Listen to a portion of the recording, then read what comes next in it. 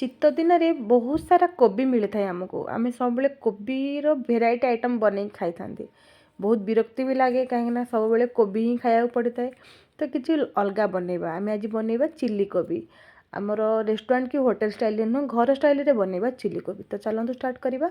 ଏବେ ଆମେ କିଛି କୋବିକୁ ଭଲ ଭାବରେ ଛୋଟ ଛୋଟ କରି କାଟି ନେବା, ତାକୁ ଗରମ ପାଣିରେ ଭଲ ଭାବରେ ଧୋଇ ନେବା।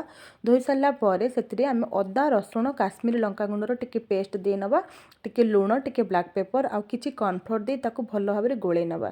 ତାପରେ ତାକୁ ଆମେ ଛାଣି ନେବା। ହାଲକା ଗୋଲ୍ଡେନ୍ କଲର୍ ହେବା ପର୍ଯ୍ୟନ୍ତ କୋବିକୁ ଛାଣି ନେବା। କୋବି ଛାଣି ହେଇସାରିଲା ପରେ ଆଉ ଗୋଟେ ପ୍ୟାନ୍ ଗରମ କରିବା। ପ୍ୟାନ୍ରେ ଦେବା କିଛି ତେଲ।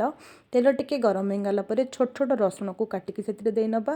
କିଛି ପିଆଜ ଆଉ କ୍ୟାପ୍ସିକମକୁ ବଡ଼ ବଡ଼ କରି କାଟି ନେବା, ସେଥିରେ ଦେଇନେବା, ଟିକେ ଭାଜି ନେବା। ଭାଜି ସାରିଲା ପରେ ସେଥିରେ ଦେବା ଆମେ ସ୍ପ୍ରିଙ୍ଗ ଓନିଅନ୍, ତାପରେ ଦେବା chilli sauce, soya sauce, tomato sauce, ସ୍ୱାଦ ଅନୁସାରେ ଲୁଣ ଦେବା, ଟିକେ ଚିନି ଦେବା, ଭିନେଗାର ଟିକେ ଦେବା। ସବୁ ମସଲା ଗୋଳେଇ ହେଇଗଲା ପରେ ଆମେ କୋବିକୁ ଦେଇନେବା, ଲାଷ୍ଟକୁ ସ୍ପ୍ରିଙ୍ଗ ଓନିଅନ୍ ଦେଇନେବା। ଏବେ ଆମର ରେଡ଼ି ହେଇଯିବ ଚିଲି କୋବି।